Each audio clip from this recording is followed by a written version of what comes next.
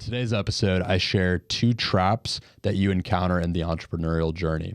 These are things that I shared through the realm of my personal experience growing and selling a very successful staffing company. Now, I gave this talk to a group full of entrepreneurs and business owners who were mainly in 2 categories, either aspiring entrepreneurs or developed entrepreneurs that were trying to really establish themselves as a business owner to be able to actually grow their business further. So I talk about 2 traps that you have to overcome in this entrepreneurial journey, talk about how to overcome them. I talk about the qualities that you need to develop and grow and skill sets that you need as a business owner. And I talk about how to actually structure your business in a way where you can sell it. Devin gave a little bit of an introduction, but just to tell you a little bit about me, who I am. So I helped found and build, actually with Andy, a staffing company called Chef on the Fly. And over the course of a couple of years, we were actually able to do about $3.2 million in revenue, around 15% net cash flow. And coming out of that, we actually exited earlier this year. So I'm going to talk a little bit about some of the things that I learned throughout that process and just lessons that were tough and came through challenges that I think can help other business owners. So what I do now is I help business owners that are in a position where they've decided that they would like to sell or become acquired at some point in the future, navigate the landscape of talking to brokers, talking to M&A advisory firms, and just in general getting their plan together so that they can be prepared for a buyer. Now, the way that we were able to actually exit the company is that over the course of this time, Andy and I had kind of transitioned ourselves out of our roles to an extent. And because of this, we were actually able to step out when the company got acquired by a larger staffing company and actually move on to the next thing with a little bit of a payout to get us started. Now, enough about me though. I want to talk about why you all are here. So I think everyone's probably here because you have some entrepreneurial drive, and I think that's freaking awesome. I want to talk about what kind of things you can do with that entrepreneurial drive to actually build something with it too. So Andy talked about becoming an entrepreneur. I want to talk about, I don't know what's happening with that. There we go. Andy talked about becoming an entrepreneur, but what is entrepreneurship anyway? I'm going to give kind of my take on it. So we all know this guy, the guy with entrepreneur in his bio that's got like a million different companies. None of them are really doing anything, but he's an entrepreneur, right? He's a entrepreneur. Or this guy, the guy that thought of the iPhone 5 years before it came out and can't stop talking about it. But here's the thing, the market doesn't care. The market doesn't care if you thought of the iPhone in the Stone Age. You didn't build Apple, you didn't build a company around it, you didn't actually do anything. And the thing about entrepreneurship is that you have to take that inspiration that you have and you have to actually pair it with action to be able to get results. So today, I want to talk about actually building, because the goal of entrepreneurship is to build a company or companies that actually create impact and do something meaningful. And to build something, you've got to have the tools to do it. Now, as entrepreneurs, a lot of us are running from the everyday life. We want to do a little bit more. We want to actually build something cool and reach our ambitions in life. And for many of us, entrepreneurship is the red pill. It's the way out. It's what's behind door number 2. And I'm here to tell you that you absolutely can have your cake and eat it too with entrepreneurship, but you have to do it right. You have to have the tools in order to do it right. So to me, entrepreneurship comes from the combination of 3 different qualities. It's the insatiable urge to create and design the life that you want for yourself, the optimism to believe that it's possible, and the drive to do what it takes to actually make it happen and show up every day. Now, many people get drawn to entrepreneurship because they might have seen pictures of someone on a yacht with models or on a private plane. They might have seen this guy on YouTube and they think that it's this sexy thing, it's awesome all the time. Or maybe they saw this guy. Some spoilers there, my bad. Or maybe they saw this. All right, I'm gonna just switch to this. There we go. Or maybe they saw this guy announcing all these new companies all the time and having these awesome showings, just living the kind of life that they think looks awesome. But the thing about entrepreneurship that you don't usually see is the tough stuff that's under the hood. And the reality is that entrepreneurship is not all sunshine and rainbows. There's actually a lot of tough things that go into it that usually aren't talked about, so I'm gonna talk about it. So if that doesn't sound cool, if you're kind of not sold on the idea of entrepreneurship anymore, now's your chance to get out before it gets too hard. But if you're still with me, keep going. So what it really is, it's really devoid of comfort. You're gonna be out of your comfort zone all the time. It's gonna be full of challenge, uncertainty, and isolation. You'll face challenges that feel insurmountable. You'll be pushed to your boundaries. You'll have to make choices that you actually don't know the answer to. And you'll face lots of loneliness. That's just the reality of it. If you're still with me though, I'm gonna get into it a little bit more. So when we're talking about building something, to build something, you need to have tools to build with. So the vehicle that entrepreneurship gives us, the vehicle that capitalism gives us to do something with entrepreneurship is business ownership. So I'm going to talk about actually using business ownership today. So I'm going to tell you how to go from guy with entrepreneurs bio, entrepreneur, to actual full-fledged business owner. Now, along this journey, there's two traps that you're inevitably going to encounter. One comes first, one comes after, and I'm going to talk about how to beat them, because you have to really go through this whole journey. So entrepreneurs tend to see the world through a lens of opportunity, and with this comes just this continual plethora of ideas pouring out all the time. But here's the issue with this. When you have too many ideas, you just don't know where to go with them. If you try to do everything all at once, you do nothing well. So this is where the first trap comes in. I call this the bikini model on Instagram trap. You might know where I'm going with this, but I'm going to tell a little story to illustrate this. So we're going to talk about John and Dave.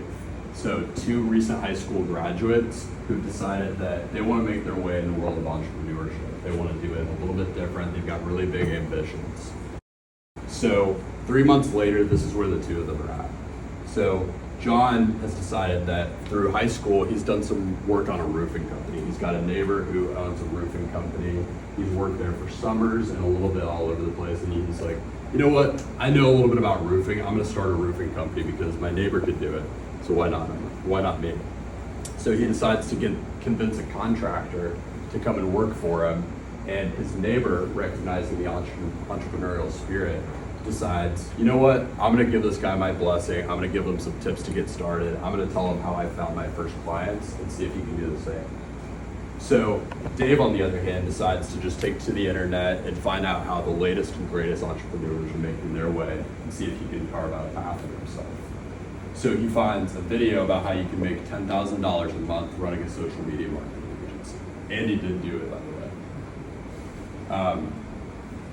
So 6 months later, we're 9 months in. Here's where the two of these guys are at.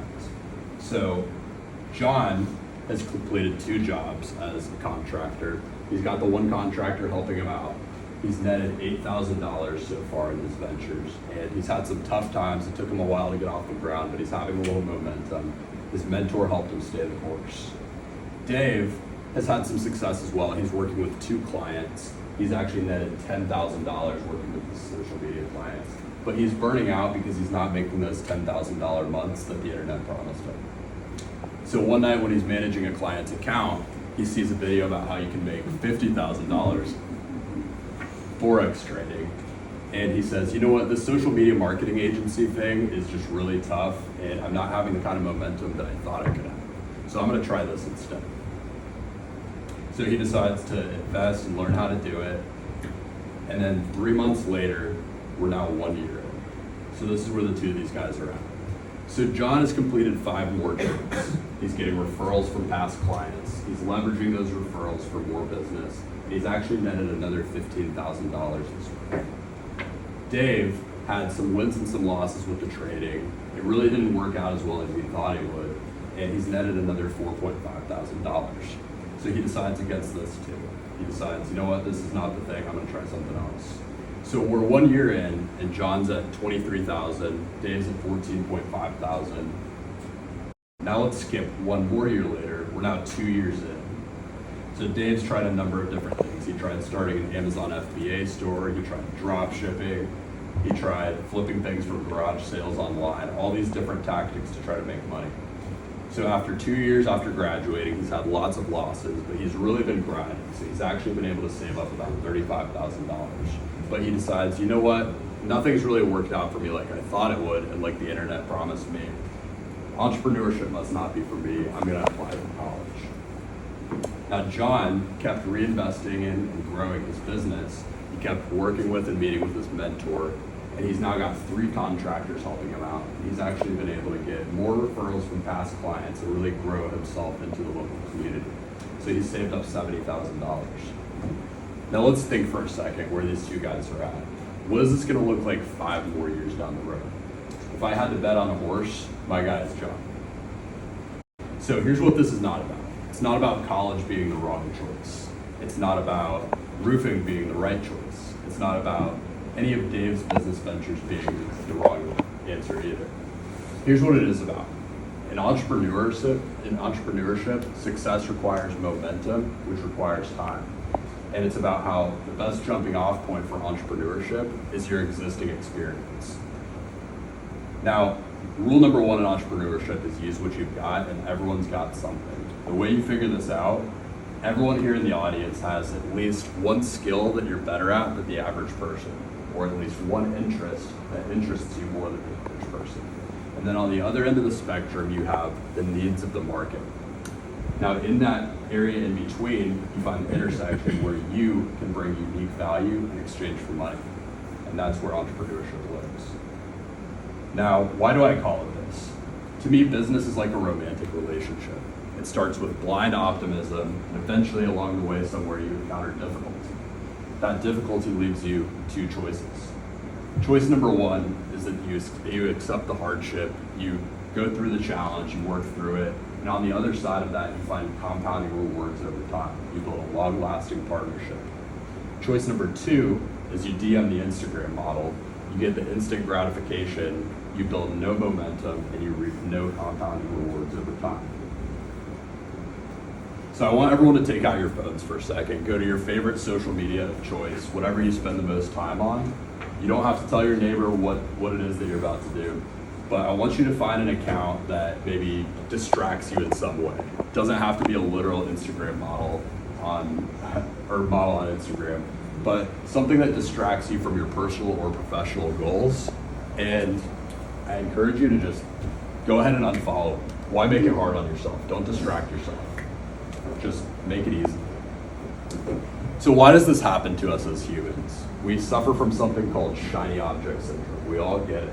And this simply means that when things get difficult, there's something else that looks easier that could be just easier than what we're doing.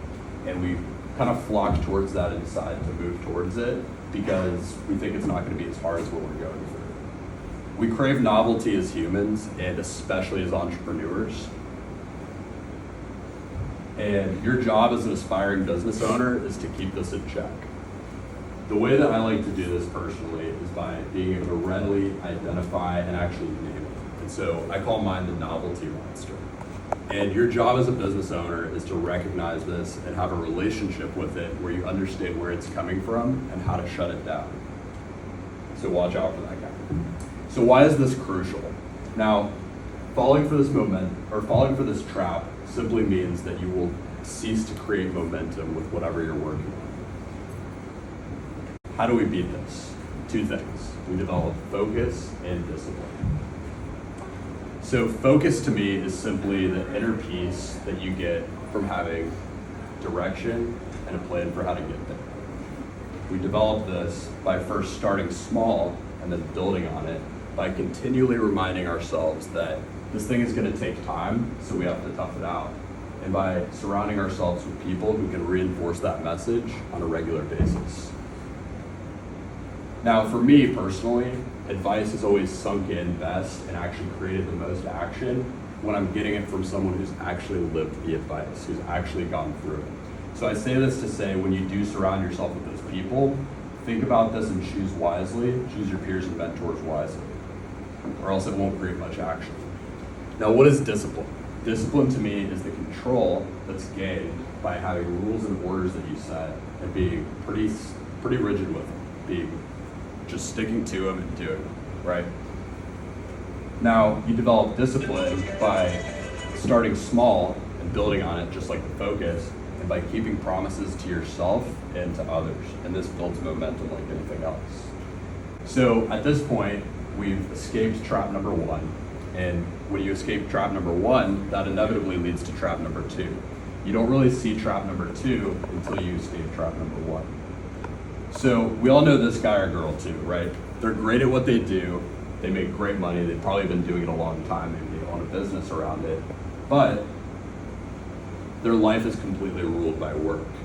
Maybe their wife or partner left them at some point because of it. Maybe their kids don't like them because they don't get to spend time with them. They can't delegate that tasks or build a team because they're stuck working in the business and not on the business. That old cliche. Where does this come from? Entrepreneurs are typically the kind of people who have the belief that they're so driven and hardworking that they can make more money by working for themselves than others. And a lot of times they're right, but that comes with a lot of ego. So this is a real message that I got pretty recently on LinkedIn from someone, a business owner who I was having a conversation with about selling their business, who said, you know what, my business is not actually sellable because the services that I offer are so unique that no one could possibly do what I do. And this is a trap. I think this is the biggest trap that business owners are facing right now. I call it the I'm a special snowflake trap. And it simply means being so tied up in your own ego that you don't think anyone could possibly do something as well as you do or even better. And this is completely false. All you have to do is think about some of the biggest businesses in the world and how they operate. If you think about Amazon, Apple, any other big business, they have lots of people working on all kinds of different things, and the leaders focus almost exclusively on strategic direction of the company, not operations. They're not in the business, they're on the business. As obvious as this is, if you look around, business owners, especially small business owners, fail at this all the time. I like to think of this in terms of the grape and the watermelon slice. So the grape is a business owner who has complete control over their business, every single little aspect, but they have a small grape.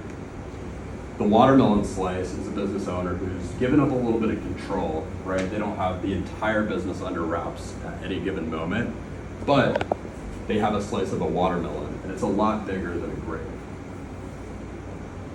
So escaping this trap is simply going from super employee who does everything for the business all the time to business owner, where you're overseeing the business and actually trying to operate it. So how do we escape this trap, right? We need some skills for this. So talking about leadership, I want you to ask yourself the following questions. Am I persuasive? Do people come to me for advice? Do people tell me they learn things from me? Do I get people to move towards a goal? Do people respect my everyday actions? Do people look to me as a role model? Now, if your answers to these are a resounding yes to all, congrats on being perfect. You can give yourself a pat on the back. You probably don't even need to hear any more of this. If your answers to these are no, and if that makes you uncomfortable, then business ownership might not be right for you, or you might just need to do a little bit more work before you're ready. And it's important that you remember either of these is okay. If your answer to these is maybe, but these are things I could probably work on a little bit more, and you know what, I pretty much do try to put myself in a position to get better at these as often as I can, then you're part of a few select people who are always going to strive to be better leaders. And it's important that you remember that this quality alone, just striving to be a better leader all the time, is going to take you further than any natural talent will, because you're always going to get better. I always like to remember Kobe Bryant when I think of this. He's known for having not been maybe the number one talent in his pool whenever he came in, but he was the guy showing up at 4 a.m., 5 a.m., practicing like 3 times a day, way more than anyone else. And he was known for just catching this momentum that once he passed someone, they were never going to catch up because he was just going to move faster. So what is the job description of the good business owner? It's someone who gets people to operate on their behalf, continue doing so for a long time, continuously, helps them get better at it continuously, all in service of the mission of the business that they've given them. So here's 3 key lessons that I learned from first failing miserably at this, then getting a little bit better, and then eventually being able to retain and grow a complete A-player chief operating officer in Chef on the Fly, who, by the way, I credit for most of what went into the ability to even sell this business. Lesson number one, any idea could be better than yours, so you should hear them all and listen to them all and really give them weight. This doesn't mean be a doormat, it doesn't mean take every single suggestion that you get, but it does mean that you should listen intently and think critically about them. And more importantly, remember that the people in the trenches, in the operations, have more information than you. They have more information which can lead to better decision making. Now, being a business owner is not by any means about having all the answers. A lot of times we don't have the answers, and it's more about finding them and doing what it actually takes to grow the business. At the end of the day, it's about doing whatever it takes to grow the business. And if you don't adopt this mindset, you miss out on innovation and a culture of transparency, which are really important for growing a business. Now, in order to do this, we have to detach from our egos. We have to get out of our own egos, get out of our own way, so to speak. And the best way that I've found for doing this is practicing doing an actual pros and cons list of our idea versus someone else's. Doing so, I've found just makes it more objective. You see it on a piece of paper, a literal pros and cons list, and you can see, wow, maybe my idea is not as good as this other person's, and maybe we should take this other idea. So lesson number two that I learned, retention over profit. Who's ever heard that if you don't treat them well, someone else will? This is true not only of romantic relationships, but also of business relationships.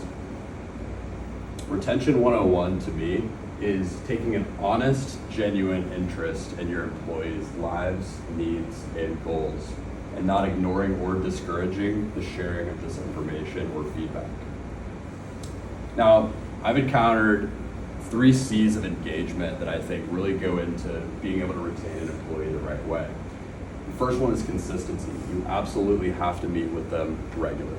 If you just train them and forget about it, you don't keep up the things that you need to be building on. The second one is caring, genuine interest in what they're trying to achieve. And then the third one is cultivate, actually giving them support for the goals that they're trying to reach.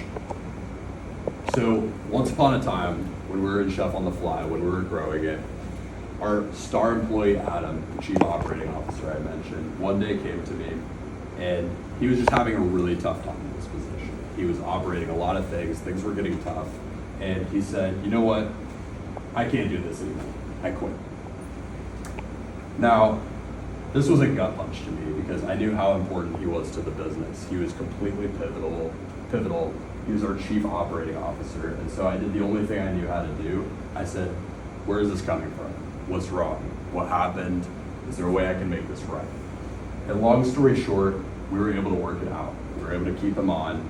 And I learned what my role really was as a business owner as well. So here's some of the things that went into that conversation and the things that I think went into retention along the way that ultimately allowed us to keep him. This happened through conversation. He would tell me something like, I want to grow fast in my career. I'm really motivated. And I would say, awesome. Let's talk about the duties and responsibilities that you can take on to grow the company and get you there and make you worthy of that role. Or he would say, I'm working a lot. I'm really having trouble prioritizing my health and I don't know what to do. This was an actual thing that we did. We actually came up with a corporate wellness program where the company bought him an Apple Watch and he would get bonuses and incentives for hitting different activity metrics or going on a walk or doing a workout. Or he would say, you know, I found this software that I think could really level up the game. I think it could make my job easier. And we talked about me getting a promotion. I don't know if I'm going to be able to do the things to get there if my job isn't easy. So I said, schedule a demo call. Let's try it out. Let's see if it works. Or he would say, I'm having a tough time with this in my personal or professional life. And we would try to be a punching bag or a shoulder to cry on to get him through it because ultimately we knew that we needed him there. You have to have employees that are really great for your company in order to grow. Now, I don't say any of this to paint myself to be some kind of saint. I'm not. Ultimately, while Adam felt like family the entire time, he's a great friend, still is, and was. Ultimately, I just knew that this was the best thing for the business. You have to have good people in your business in order to grow. And it's important that you remember that if you select types of employees that do care in this way, that will actually share this information with you readily and want to give you feedback and share information, will swing way harder for your company. They'll do way more. They'll get you 3 to 10 times or more the results of any other employees. So lesson number 3 that I learned, value building over money chasing. This is a really important thing. So this is an asset. Your business looks like this. It's essentially an asset full of assets. And these can appreciate or depreciate or grow or lose value over time. And they can also have a value assigned to them at any time. So businesses can do the same thing. They can grow or lose value or have a value assigned to them, depending on the actions that you take as an owner and the collective value of all the assets in them. So which would you rather have? A bag with a couple little assets or a bag full of assets? One is a lot more effective. A well-built business is simply full of more, bigger, and better assets that are all working for you. Think about Amazon. It's full of different companies, all with their own collective assets. In other words, it looks like this. Now, your job as a business owner is to add assets into the business and increase the value. You need to do this by growing your skill set, by installing good people and systems into the business, and by firing yourself from as many roles as you can as quickly and efficiently as possible while still maintaining what needs to happen in the business. Here's some examples of things that you can do. Imagine anything that you do currently in the business and how you can operationalize that. You can make it easier. You can make it easier to train someone new. That's the type of stuff that adds assets to businesses. And while our sale was far from perfect, I think there's probably a lot that was left on the table, a lot left in transition, and it was a learning curve. The thing we were able to do is create some assets that were able to create a sale, including some of these things. I think some of these things were the main things that went into us actually being able to sell this business. And so a smart and savvy buyer came and actually offered us money for this thing. We couldn't believe it at the time, but it actually happened. And it's because of the assets that we had in the business. So what should you take away from this? Building a business that's ready to be sold at any given time is just good business. And it's because it makes the direction of the business easier for you and the employees. It keeps the ship running smooth, and it gives you the time and the freedom to pursue more in life. This is important because to have consistency as a business owner, you have to keep yourself in check. So you have to give yourself that freedom. Now, this is why I think that building with this in mind is just the ethical way to build a business. It's just more efficient and effective for the people involved, whether they be employees, stakeholders, customers. If you as the business owner fail, then everyone involved fails too. So to sum this all up, I'm going to kind of wrap up everything that we've talked about. If there's anything that you liked, this is the time to take a picture.